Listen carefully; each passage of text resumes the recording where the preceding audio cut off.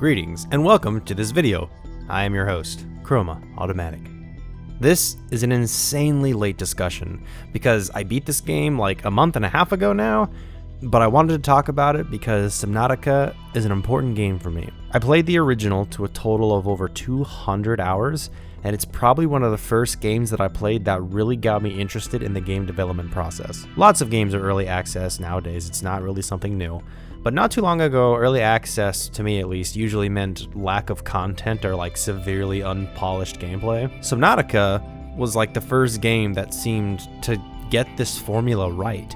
I mean, sure, it was buggy here and there, but each update added huge chunks to the game, and it got me so excited to play the next session that after each update, I would start my save over and do a fresh playthrough, hence the 200 hours. Holy crap, this video is about Below Zero, not the original, so let's get back on track. Below Zero feels like a DLC, which is appropriate because I think it was originally supposed to be, I'm not actually sure.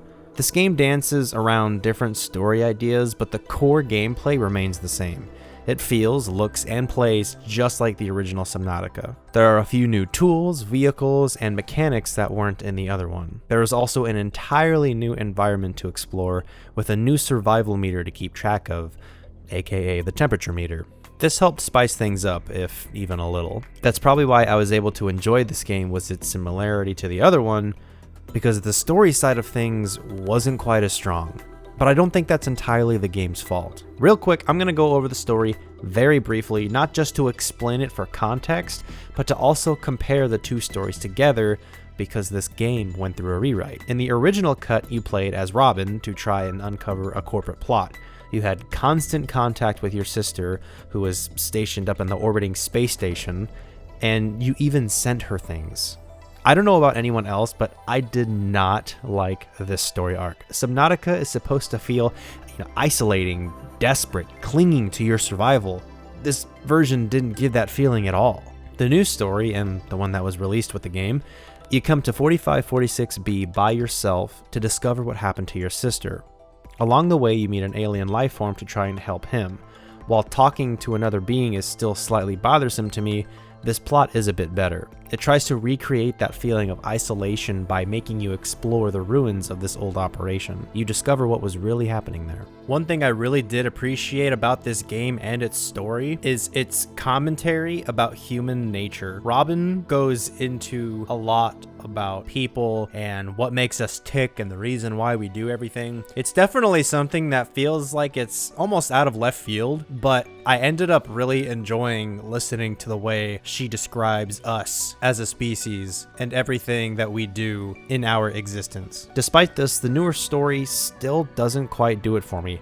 It's miles better than what it was because I did not like the idea of us having constant contact with someone. I got hooked on this game because it threw you in a survival element and left you completely alone. The first version of the story seemed to discard both of those things.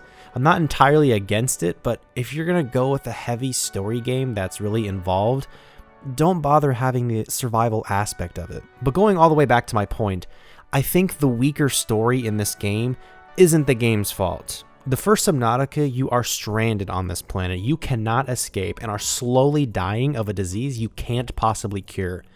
In this game, you're basically just exploring the planet. The original game did the survival aspect very well. You can't exactly replicate that same scenario, especially since it's on the same planet. We essentially experienced the worst possible situation and survived it. So to have you tell me that this is basically a murder mystery story and you have to find a lost alien, find his way home, it just doesn't quite grab you the same way. Again, I would say those are some light spoilers, but most of this stuff happens within the first hour of gameplay or so. You find out almost right away. You know what's not free of spoilers? This next section. I know. Ew. I said I wouldn't do spoilers, but I have way too much to talk about for this game without giving away its ending, so please don't spoil yourself. Come back to this video later when you finish the game. I'll still be here. Or skip to this time code. The ending was very okay. It wasn't anything spectacular for me, but it wasn't a bad experience either. The game is just sort of there. This is where things get interesting. So the ending of the game has you venture to what you've been told is the precursor homeworld. I wouldn't know because you see 2 seconds of it in the ending cutscene and then you're thrown into the credits. Where things are now, I'm fairly dissatisfied. The way it ended was sort of open and it wasn't as conclusive as the previous game. That's just where it stands now, but if they straighten stuff out in the sequel and give us more to this ending, then that'll make me feel better. If I'm being honest, I'm not really sure where they'll go with the story. It would be interesting to survive on this new world, but this game seems to be leaning more towards story. If you want to tell the story of the precursors, then just do it. Don't make a survival out of it. Alright, we done with spoilers? Good. What I think would be indefinitely interesting is if the devs would take the world and lore of Subnautica and take it away from 4546B. This might take away the whole underwater survival thing from the game and what it's known for, but if they made another survival game with the same world building, I think it could have potential. In general, I think they have some good stuff here. Whether or not they'll expand upon the world building and story, or take the survival aspect and go a different direction, is anyone's guess. Either way, I'm interested to see what they come up with next. So what did you think? Are you going to give Below Zero a try? Are you afraid of the ocean? Have you played this game already? Let me know what you think down below. That's a genuine question, by the way. I know some YouTubers say that and you're probably like, yeah, whatever you say, man. But seriously, I love discussions. It's a major reason I make this content. Also, join our Discord server if you haven't already. We can keep the conversation going there. Thanks so much for watching. Hope you enjoyed. I have been your host, Chrome Automatic, and I'll see you next time.